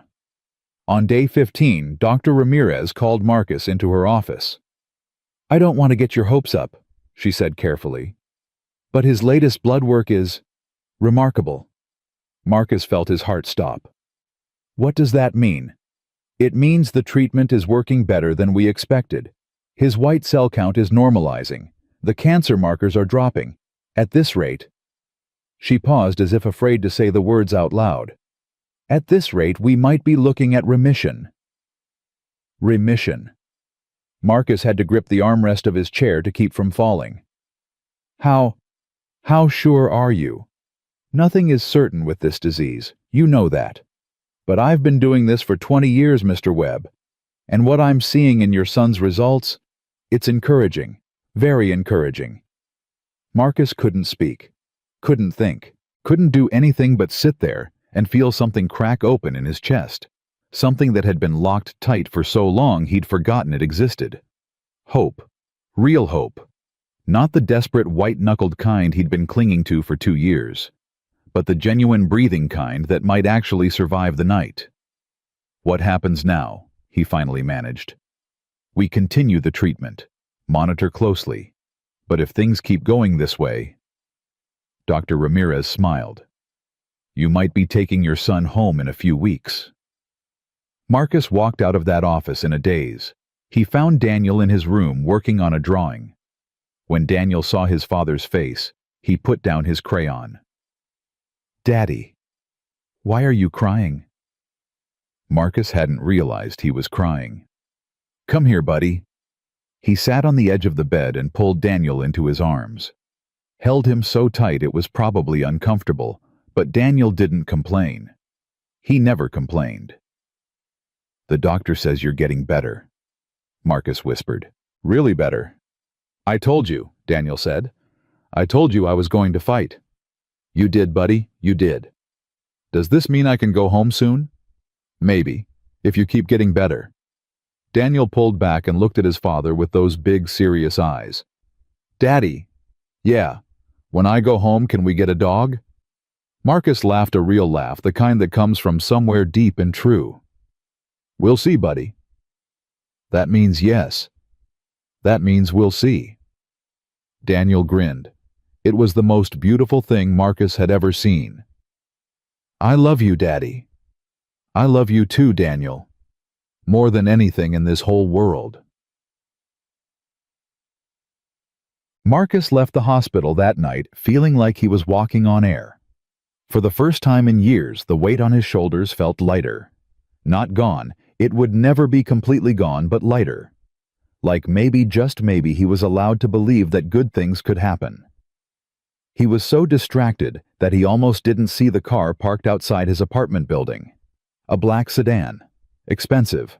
The kind of car that didn't belong in this neighborhood. Marcus slowed his steps. His instincts, the ones that had kept him alive in corporate boardrooms and crisis situations, kicked in immediately. Someone was waiting for him. He approached cautiously, one hand reaching for his phone. If this was trouble, he wanted to be ready. The driver's side door opened. A man in a dark suit stepped out. Mr. Webb. Marcus stopped. Who's asking? My name is Arthur Christensen. I represent a group of investors who are very interested in speaking with you. At 11 o'clock at night in front of my apartment. We apologize for the unorthodox approach, but the matter is time-sensitive. Marcus studied the man. Late 50s, silver hair, the polished ease of someone who had never worried about money in his life. I'm not interested. You haven't heard what we're offering. I don't need to. Whatever it is, the answer is no. Marcus started walking toward his building. We're prepared to offer you $5 million, Mr. Webb. Marcus stopped. $5 million for what? Christensen smiled. The kind of smile that never reached the eyes. For information. About Nexus Digital's new security infrastructure.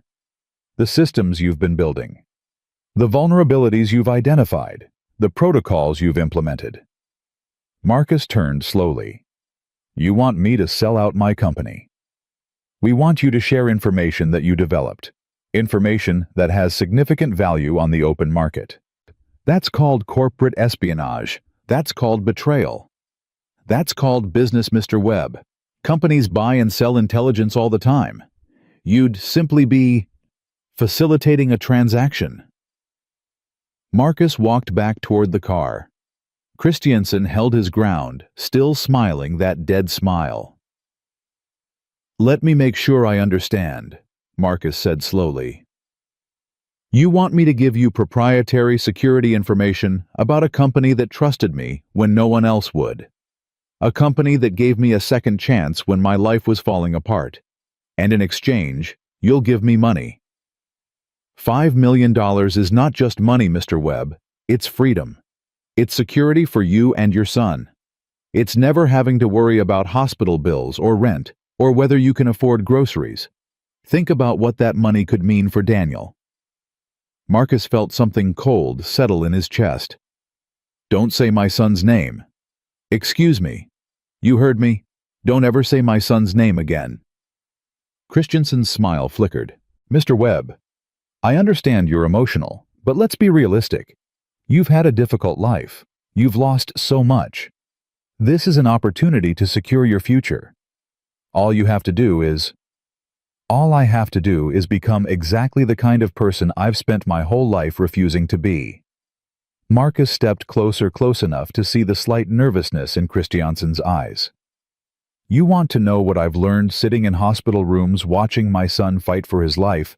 I've learned that there's only one thing that matters in this world. Integrity.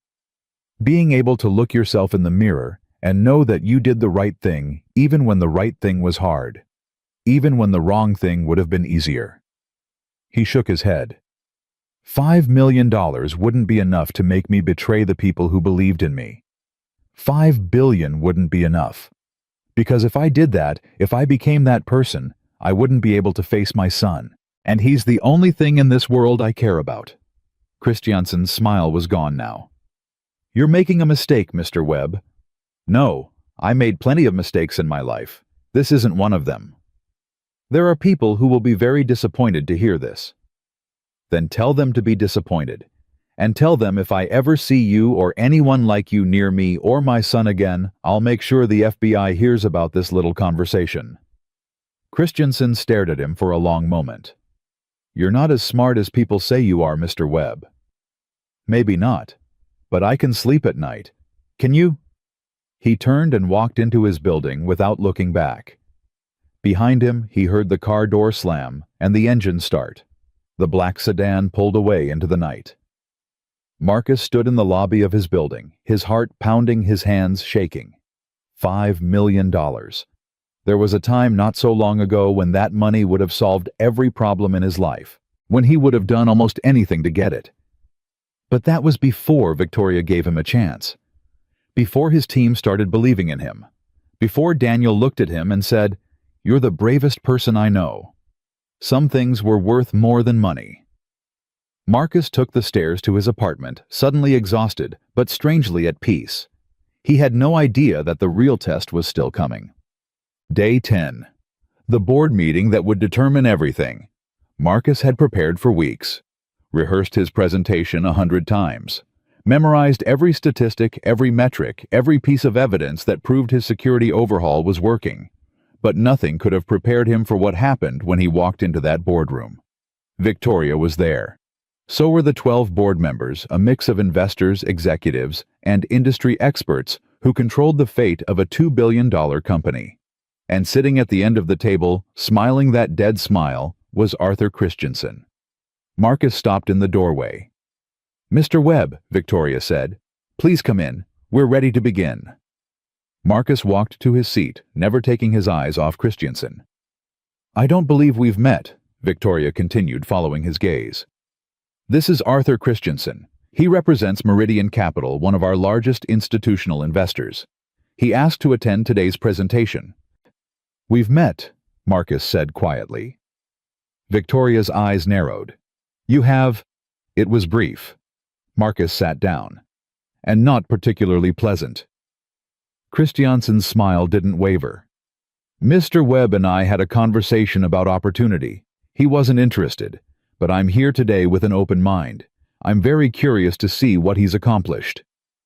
There was something in his voice, something threatening, that made Marcus's stomach tighten.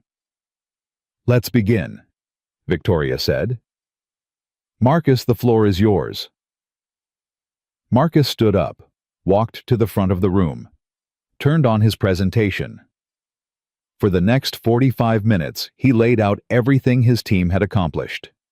The new security architecture, the improved response times, the vulnerabilities they'd patched, the systems they'd built from the ground up.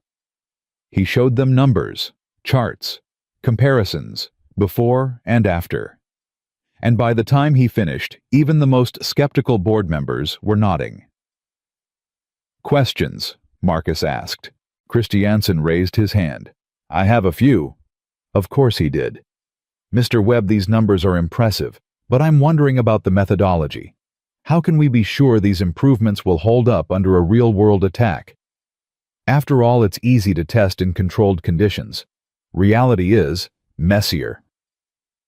"We've run extensive penetration testing," Marcus said.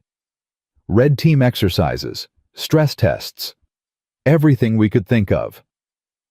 But no actual attacks." "No. Because we've been successful at preventing them." Christensen smiled. "So you claim. But without evidence of a real attack being stopped, how do we know your systems actually work?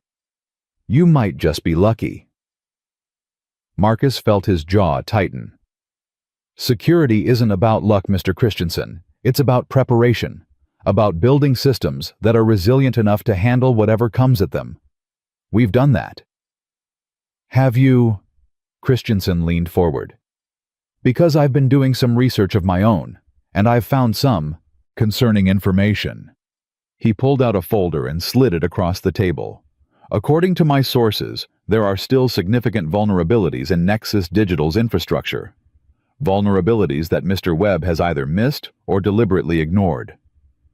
Victoria picked up the folder and started reading. Her face went pale. "Where did you get this?" "That's not important. What's important is whether it's accurate."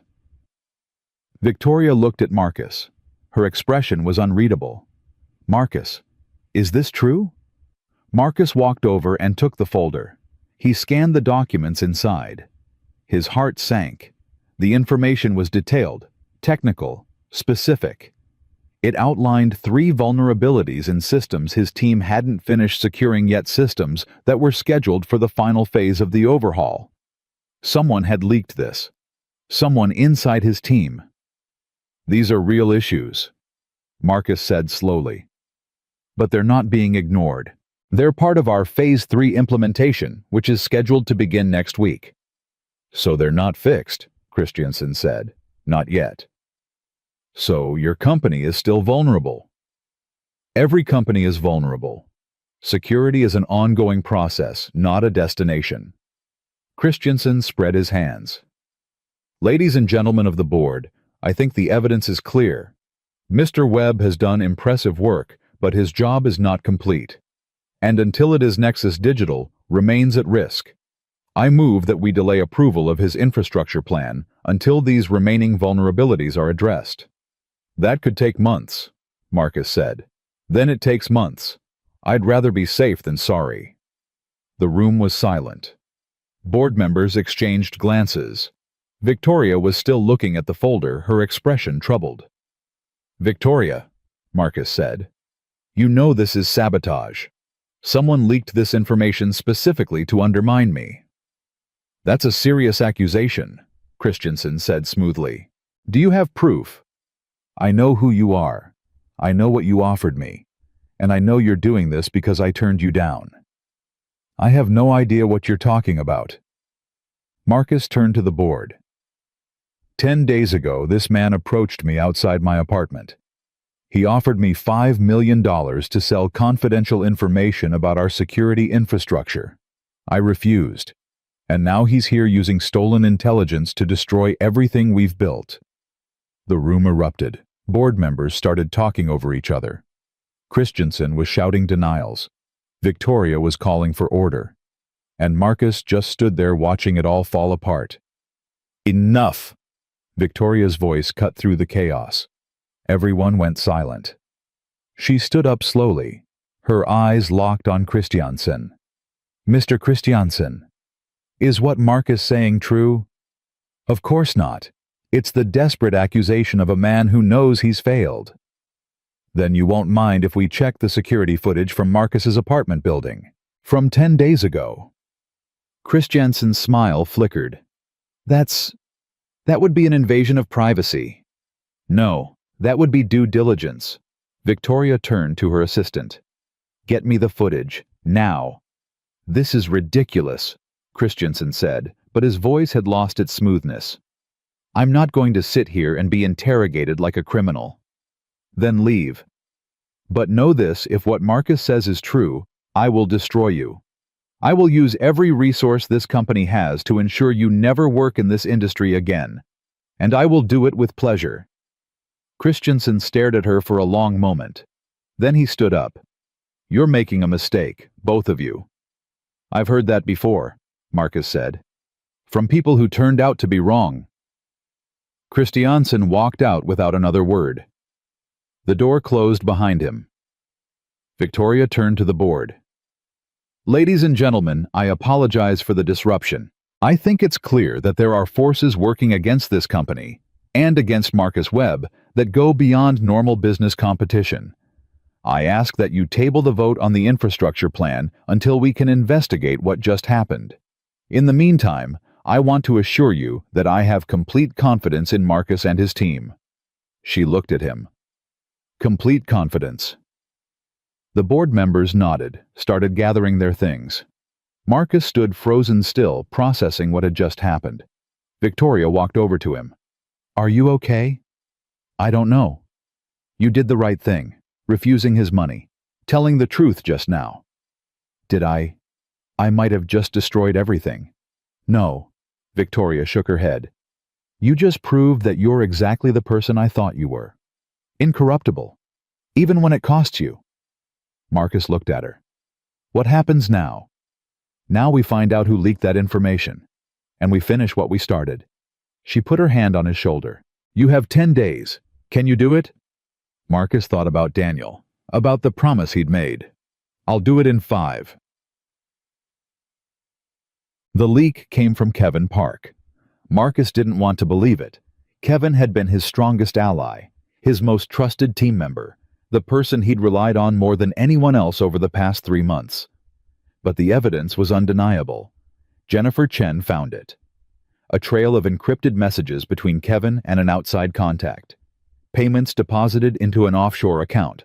Everything Christensen needed to sabotage the board meeting. Marcus called Kevin into his office at midnight. Kevin walked in smiling, unaware of what was coming. Hey Marcus, Jennifer said you wanted to see me. What's up? Marcus didn't answer. He just turned his monitor so Kevin could see. The smile faded. That's not what it looks like. Really? Because it looks like you sold me out.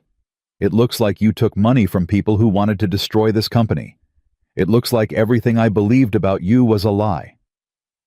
Kevin was quiet for a long moment. They approached me 6 weeks ago, he finally said. Said they'd pay me $100,000 for information about our security systems. I said no at first, but then... Then what? My mom. She has Alzheimer's. The care facility she's in.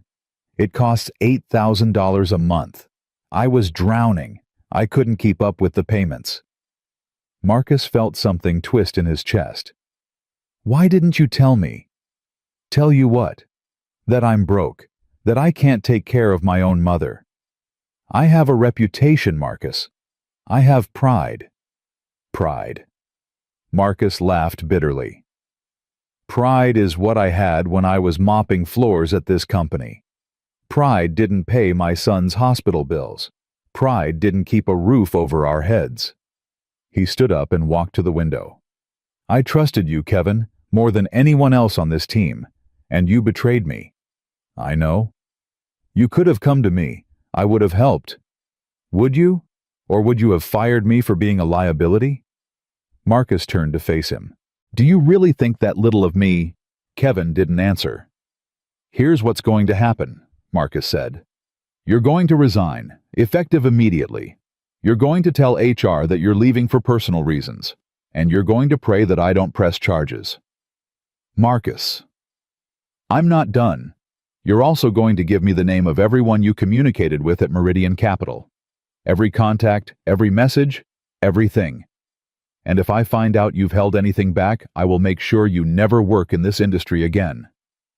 Kevin stood there defeated. I'm sorry, Marcus. I really am. I know you are, but sorry doesn't undo what you did. Marcus walked back to his desk. Your mother. What's the name of her facility? Kevin blinked. What? The care facility. What's it called? Sunrise Gardens, in Maplewood. Why? Marcus wrote it down. Get out of my office. Kevin hesitated, then turned and walked to the door. Marcus. What? For what it's worth. You're a better man than I'll ever be. That's not worth much right now. Kevin nodded and left. Marcus sat alone in his office for a long time. Then he picked up his phone and made a call. Victoria, it's Marcus. I need a favor.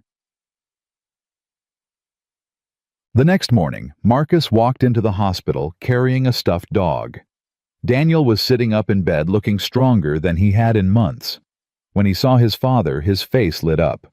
Daddy, what's that? This is a dog. His name is...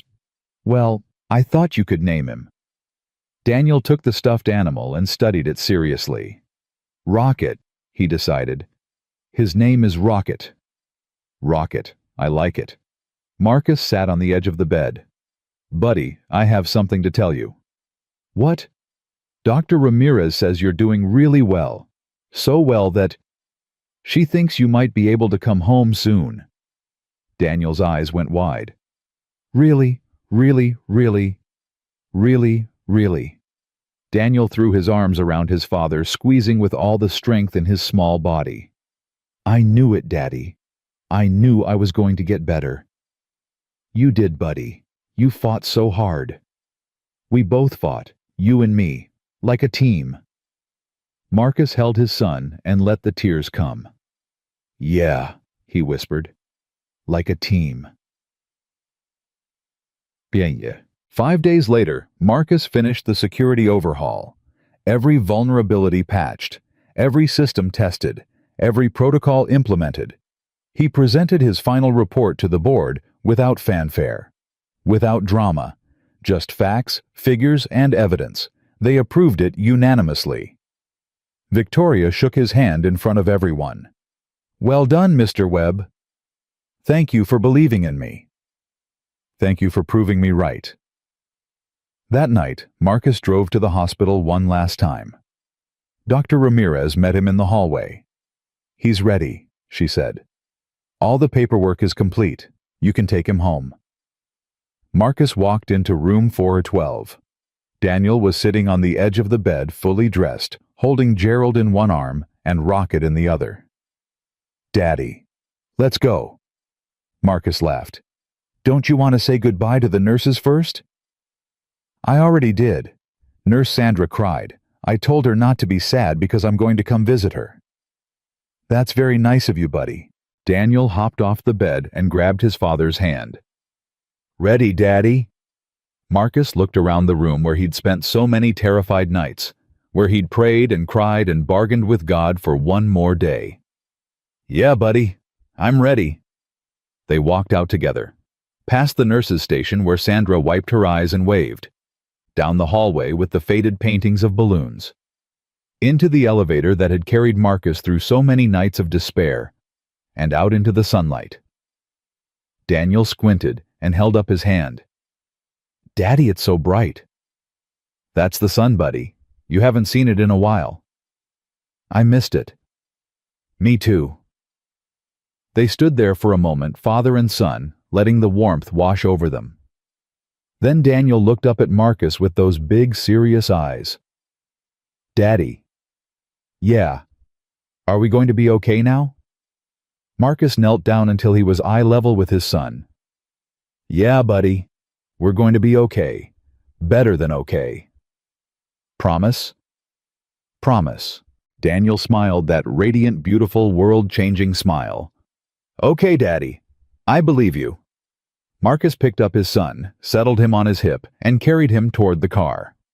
Behind them, the hospital grew smaller with each step. Ahead of them, everything else waited. 6 months later, Marcus Webb stood in the lobby of Nexus Digital and almost didn't recognize the place. Not because it had changed, the building was exactly the same. Same glass walls, same polished floors, same reception desk where Maria still worked the morning shift. What had changed was how he felt walking through it. 6 months ago, he'd been a ghost in a security uniform, invisible to everyone who passed. Now people nodded when they saw him, said good morning, stopped him in hallways to ask questions or share ideas. He wasn't invisible anymore. "Mr. Webb." Marcus turned. Jennifer Chen was hurrying toward him, tablet in hand, looking like she hadn't slept in days. "Jennifer, what's wrong?" "Nothing's wrong. Actually, everything is very right. I just got the numbers from Q3. Our security incident rate is down 94% from last year. 94%, Marcus. That's the best performance in company history." Marcus took the tablet and looked at the data. "This is good work, Jennifer. Your work, not mine." "Don't do that." "Do what?" "Deflect. You built this team. You designed the systems. You pushed us to be better than we thought we could be. This is your win." Marcus handed back the tablet. "It's our win. All of us." Jennifer shook her head, smiling. "You're annoyingly humble, you know that. I've been called worse. Victoria wants to see you, by the way. Said to come up whenever you got in." "Did she say what about?" "Nope, but she was smiling. That's usually either very good or very bad." Marcus laughed. "Guess I'll find out." He headed for the elevator, still marveling at how different everything felt. 6 months ago, he'd have been drowning, buried under hospital bills and despair and the crushing weight of a life that had gone wrong in every possible way. Now Daniel was home, healthy, going to school again for the first time in 2 years, making friends, laughing, being a kid. And Marcus was happy. It was such a strange feeling that he sometimes didn't know what to do with it. After years of bracing for the next disaster, the next phone call, the next piece of bad news, happiness felt almost dangerous. Like if he acknowledged it too directly, it might disappear. But it didn't disappear. Every morning he woke up to Daniel bouncing on his bed asking what was for breakfast. Every evening they ate dinner together, real dinner, at a real table, in a real apartment that didn't smell like mold or desperation. Every night Marcus read his son a story and tucked him in and said, "I love you," and heard, "I love you too, Daddy," in return. It wasn't perfect. Life never was. But it was good. And good was enough. The elevator doors opened on the 20th floor. Marcus walked down the hallway he now knew by heart and knocked on Victoria's door. "Come in." She was standing by the window looking out at the city. When she turned, Marcus saw that Jennifer was right. She was smiling. "Marcus, close the door." He did. "Am I in trouble?" "Quite the opposite." She walked to her desk and picked up a document. "I just got off the phone with the board. They've unanimously approved your promotion." Marcus blinked. "My what?" "Promotion. Effective immediately, you are the new Chief Security Officer of Nexus Digital. Full executive authority, board seat, salary commensurate with the position." She handed him the document. "Congratulations." Marcus looked at the paper in his hands. The words swam in front of his eyes. Chief Security Officer, board seat. "Victoria, I don't know what to say." "Say yes." He shook his head. "A year ago I was checking badges at the front door. And now you're the reason this company is still standing." "Things change, Marcus. People change. You proved that better than anyone." She walked around her desk and stood in front of him. "I've watched you for the past 6 months. I've seen how you lead, how you treat people, how you handle pressure. You're not just good at your job, you're good at bringing out the best in everyone around you. That's rare, that's valuable, and that's why you deserve this." Marcus was quiet for a long moment. "Can I ask you something?" "Of course." "Why did you give me a chance that first day after everything that happened? You didn't have to offer me anything. You could have just given me a bonus and moved on. Why didn't you?" Victoria considered the question. "Honestly, because you reminded me of someone." "Who?" "Myself. 20 years ago." She walked back to the window. "When I started this company, I was nobody. A woman trying to break into an industry that didn't want her. I got laughed at in meetings, dismissed, underestimated, and I swore to myself that if I ever made it, I would never let anyone feel the way I felt." She turned to face him. "But somewhere along the way I forgot. I got so focused on success that I became the kind of person who dismisses people without a second thought, who judges by appearances, who mocks a man in front of his colleagues because she's scared and looking for someone to blame." She shook her head. "That night when you saved my company, you could have thrown it back in my face. You could have demanded an apology right there in front of everyone. But you didn't. You just walked away to be with your son. He needed me. And that's exactly my point. In your worst moment, humiliated, disrespected, surrounded by people who thought you were nothing, you didn't care about your ego. You cared about what mattered, your family, your responsibility." She paused. "That's the kind of person I want running this company. Not someone who's always right. Someone who always remembers what matters." Marcus didn't know what to say. "So," Victoria smiled, "are you going to accept the promotion or not?" Marcus looked at the document again. Chief Security Officer. A year ago he couldn't afford groceries. "Yes," he said quietly. "I accept." "Good. HR will have the paperwork ready by end of day." And Marcus. "Yeah. I'm proud of you. I know I don't say things like that very often, but I am." Marcus felt something loosen in his chest. Something that had been tight for so long he'd forgotten it was there. Thank you, Victoria. For everything. Thank yourself. You did the work. I just opened the door. They stood there for a moment. Two people who had found something unexpected in each other. Respect, trust, maybe even friendship. Then Victoria's phone rang, breaking the spell. I have to take this. Go tell your son the good news. Marcus nodded and walked to the door. Marcus. He turned. Bring Daniel to the office sometime. I'd like to meet the kid who inspired all of this. Marcus smiled. He'd like that. That evening, Marcus picked Daniel up from school. It was something he'd dreamed about for years, seeing his son walk out of a building surrounded by other kids' backpack, bouncing, laughing about whatever kids laughed about. Daniel spotted his father's car and came running. Daddy! He yanked open the door and climbed in immediately, launching into a breathless recap of his day. We learned about dinosaurs, and Mrs. Patterson said the T-Rex had arms that were too small to scratch his nose, and everyone laughed, and then at lunch I traded my apple for Tommy's cookies, and then at recess I made a new friend named Sarah, and she has a dog named Biscuit, and can we get a dog? Please, please, please. Marcus laughed. Still on the dog thing, huh? I'm never giving up. I can see that. Daniel buckled his seatbelt and looked at his father. Daddy, why are you smiling like that? Like what? Like something good happened. Did something good happen? Marcus pulled out of the parking lot. Something very good happened. I got a new job today. A new job. What kind of job? A better one. A much better one. Better how? Well, it means Daddy is going to be in charge of keeping the whole company safe, and it means we're going to have more money for things we need. Daniel considered this. Does it mean we can get a dog? Marcus shook his head, laughing. Maybe, buddy, maybe. That means yes. That means maybe. Which means probably yes. You're relentless, you know that.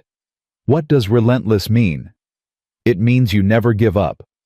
Then yes, I'm relentless. Mom said that's a good thing. Marcus felt the familiar ache in his chest at the mention of Sarah, but it was different now, less sharp, more like an echo than a wound. She was right, buddy. It is a good thing. They drove in comfortable silence for a while. Daddy. Yeah. Do you think Mom can see us? Like from heaven? Marcus thought about the question. I think the people we love never really leave us. They live in here. He touched his chest.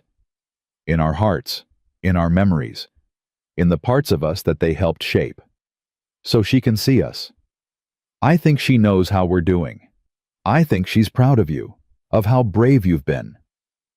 Is she proud of you too? Marcus was quiet for a moment. I hope so, buddy. I really hope so. Daniel reached over and put his small hand on his father's arm. She is Daddy. I know she is. Marcus blinked back tears. How do you know? Because I talk to her sometimes. At night before I fall asleep. I tell her about my day and about school and about you, and I always feel warm after, like she's hugging me. Marcus couldn't speak. He just drove one hand on the wheel, his son's small hand on his arm, and let the tears fall silently. Daddy, are you okay? Yeah, buddy. I'm okay. I'm really okay. That weekend, Marcus took Daniel to the park. It was a beautiful day, the kind of crisp autumn afternoon that made everything look golden. Leaves crunched under their feet as they walked along the path, Daniel running ahead, and then circling back like an excited puppy. Daddy, can we get ice cream? It's like 50 degrees out. So ice cream doesn't care about temperature. That's actually a fair point.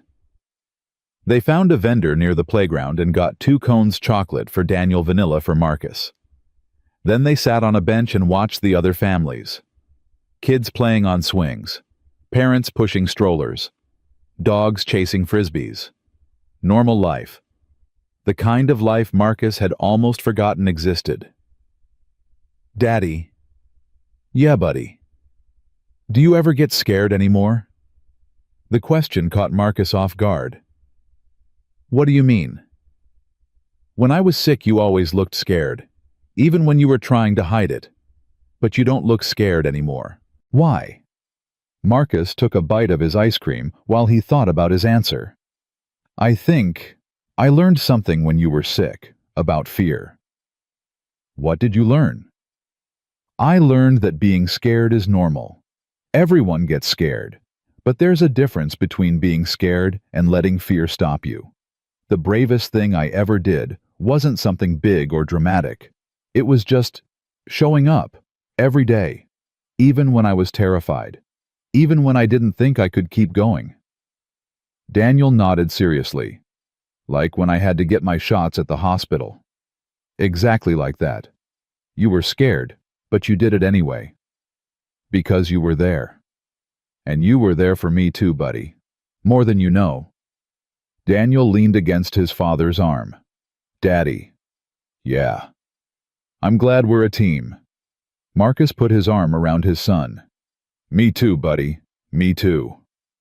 They sat there until the ice cream was gone and the shadows started getting long. "Ready to go home?" Daniel nodded, then stopped. "Daddy, look." He was pointing at something across the park. A woman walking a golden retriever. "That's the most beautiful dog I've ever seen. It's a nice dog. It would be the perfect dog for us." "Daniel?" "I'm just saying." Marcus laughed and stood up. "Come on, Relentless. Let's go home." Daniel took his hand. "You know you're going to give in eventually." "We'll see." "That means yes." They walked out of the park together, father and son, the golden afternoon light falling across their shoulders like a blessing. 3 weeks later, Marcus made a decision. He'd been thinking about it for a while, ever since his conversation with Kevin in that midnight office. The look on Kevin's face when he talked about his mother, the desperation, the shame. Marcus knew that look. He'd worn it himself for years. He called Jennifer into his office. "I need you to set something up for me." "What kind of something?" "A fund, an employee assistance fund, for people who are struggling, medical bills, family emergencies, whatever. No questions asked, complete confidentiality. I want to seed it with my first quarter bonus." Jennifer stared at him. "That's a lot of money." "I know." "Why?" Marcus thought about the question. Because someone should have done it for Kevin. Before he made a choice he couldn't take back. Because when people are drowning, they'll grab onto anything to survive, even things that hurt them. And because... He paused. "Because I remember what it feels like to be alone with a problem you can't solve. Nobody should feel that way. Not if I can help it." Jennifer was quiet for a long moment. "You know," she said finally, "when you first got here, I thought you were just some guy who got lucky. Right place, right time. I didn't think you'd last 3 months. And now I think you're the best leader I've ever worked for, and I've worked for a lot of people. Jennifer, I'm serious. The way you treat people, the way you actually care about what happens to them, it's different. Most executives talk about culture and values, but it's just words. With you, it's real." Marcus didn't know what to say. "I'll set up the fund," Jennifer continued. "And I'm going to contribute to it too. I think a lot of people will." "That's not necessary." "I know. That's why I want to do it." She headed for the door, then turned back. "Marcus." "Yeah. Thank you for being the kind of person who thinks about things like this." She left before he could respond. Marcus sat alone in his office, looking out at the city. A year ago, he couldn't have imagined any of this. A year ago, he was just trying to survive until the next morning. Now he was sitting in a corner office planning ways to help people who were going through what he went through. Life was strange, painful and beautiful and absolutely unpredictable. and maybe he was starting to realize that was okay. Christmas came faster than Marcus expected. He'd spent the past several Christmases in hospital rooms trying to make Daniel smile with dollar store decorations and vending machine candy canes. This year was different. This year, they had a real tree, a real apartment, real presents wrapped in real paper. Daniel woke Marcus up at 5 a.m. by jumping on his bed. "Daddy, it's Christmas! It's Christmas! It's Christmas!" "I noticed," Marcus groaned. "Can Christmas wait until the sun comes up?" "No." Marcus laughed and let himself be dragged into the living room. The tree was lit up, ornaments, sparkling presents piled underneath. Daniel stood in front of it, vibrating with excitement. "Can I open them? Can I please?" "One at a time, and we're going to eat breakfast first." "Daddy, that's torture." "That's parenting. Sit down." They ate pancakes, the kind with chocolate chips that looked like smiley faces, while Daniel practically bounced out of his chair. Then finally Marcus let him attack the presents.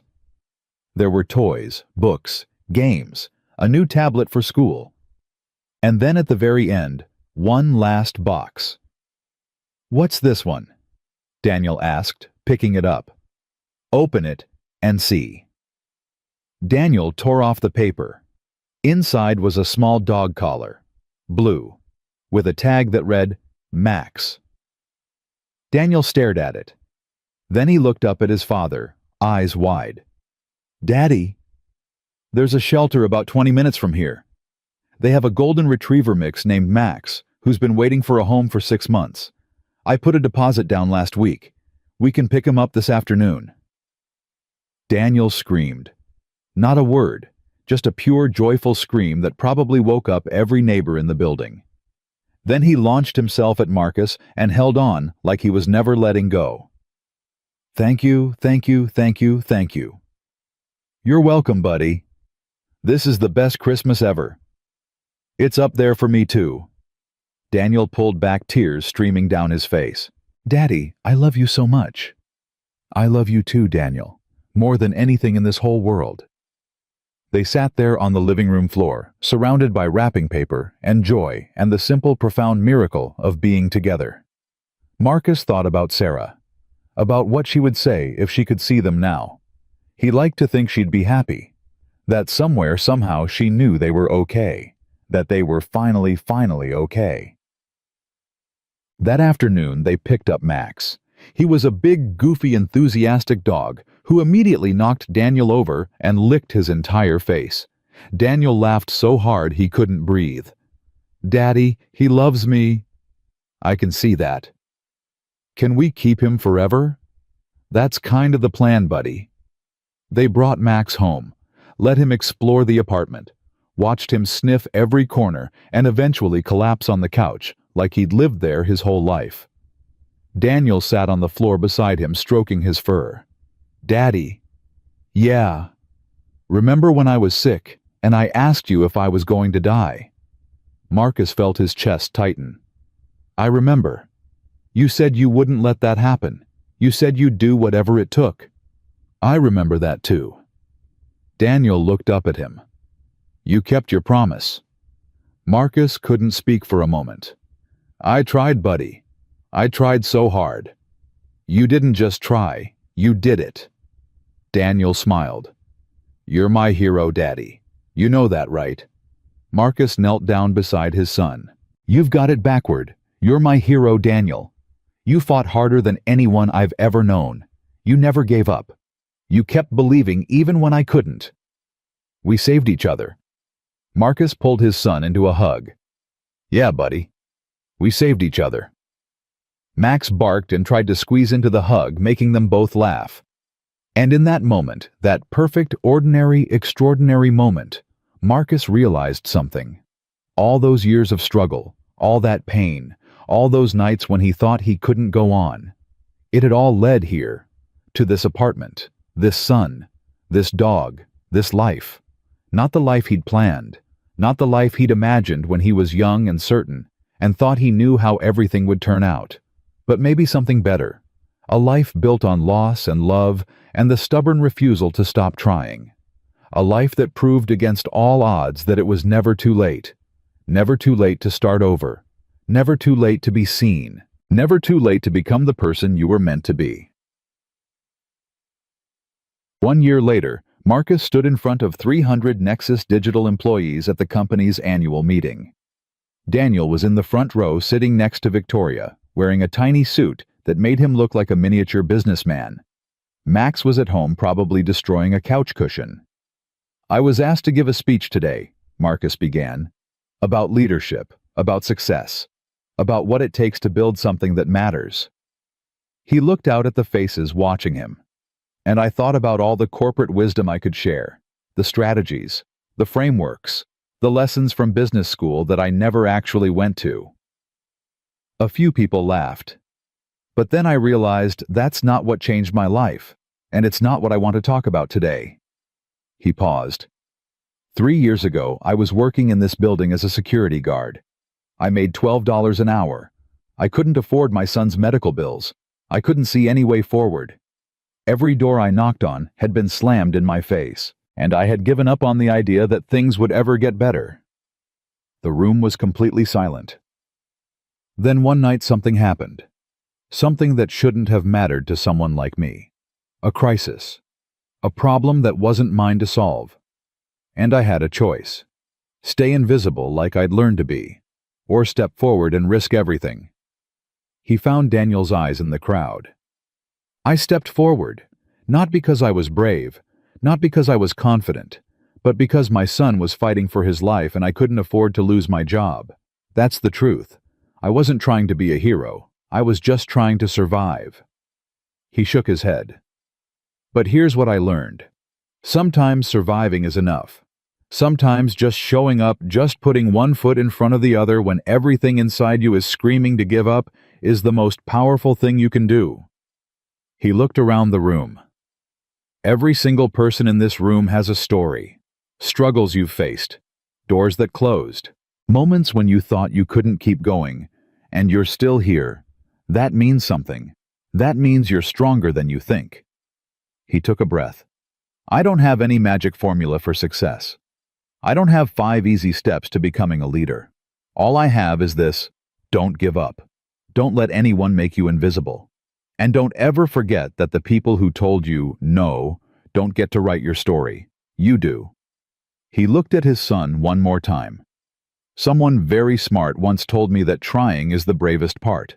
He was 9 years old at the time, fighting cancer in a hospital bed. And he was right. It's not about winning. It's not about never failing. It's about getting up every single time life knocks you down and choosing to try again. He smiled. That's all I have.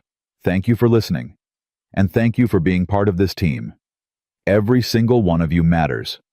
Don't ever forget that. The room erupted in applause. Marcus stepped away from the podium. Victoria was on her feet clapping. Jennifer Chen was wiping her eyes, and Daniel was running toward him, pushing past chairs and legs until he reached his father. Marcus caught him and lifted him up. "Daddy, that was amazing." "You think so?" "Everyone was crying. That means it was really good." Marcus laughed. "That's one way to measure it." He held his son and looked out at the crowd still applauding. 1 year ago, he had been nobody. Now, he was standing in front of hundreds of people who believed in him, who trusted him, who saw him. It was more than he'd ever imagined. It was everything. That night, Marcus sat on Daniel's bed while his son drifted off to sleep. Max was curled up at the foot of the bed, already snoring. Gerald the elephant was tucked under Daniel's arm. Rocket the stuffed dog was on the pillow beside him. "Daddy!" "Yeah, buddy. I'm glad we made it." Marcus smoothed his son's hair. "Me too, buddy. Me too. Do you think Mom knows?" Marcus thought about Sarah. Her smile. Her laugh. The way she always believed in him, even when he didn't believe in himself. "I think she knows. I think she's been watching over us this whole time." "Me too." Daniel yawned. "Daddy." "Yeah. Thank you for not giving up on me." Marcus leaned down and kissed his son's forehead. "Never, buddy. Not ever. Not in a million years." Daniel smiled sleepily. "I love you, Daddy." "I love you too, Daniel. More than anything in this whole world." He sat there until Daniel's breathing grew slow and steady. Then he quietly stood up, walked to the door, and looked back at his son. The boy who had fought so hard. The boy who had taught him what bravery really meant. The boy who had given him a reason to keep going when everything else had fallen apart. Marcus turned off the light and walked into the living room. He stood by the window looking out at the city lights and thought about everything that had brought him here. The loss, the pain, the years of invisibility. And then the moment when everything changed. When a CEO screamed at him to fix something impossible. When he sat down at a terminal with shaking hands. When he proved in 43 seconds that genius isn't about degrees or titles or circumstances. It's about what you do when no one believes in you. It's about who you become when life strips away everything you thought defined you. Marcus Webb had been a security guard, a widower, a desperate father barely holding on. Now he was something more. Not because the world had finally recognized him, but because he had finally recognized himself. Outside the city hummed with a million stories, people struggling, fighting, hoping, giving up, starting over. Marcus knew he was just one of them. But tonight, standing in the apartment he'd earned listening to his son sleep in the next room, he felt something he hadn't felt in years. Complete. Not because everything was perfect, but because everything was real. The pain had been real. The fear had been real. The love that got him through that was the most real thing of all. And if his story proved anything, it was this: no one gets to decide your worth except you. No darkness lasts forever. And sometimes the man everyone underestimates turns out to be exactly the hero the world needs. Marcus smiled, turned off the lights, and went to bed. Tomorrow there would be new challenges, new problems, new reasons to doubt. But tonight, he rested. Because he had earned it. Because his son was safe. Because against all odds, against every obstacle, against everyone who had ever looked at him and seen nothing, Marcus Webb had won. And nobody could ever take that away.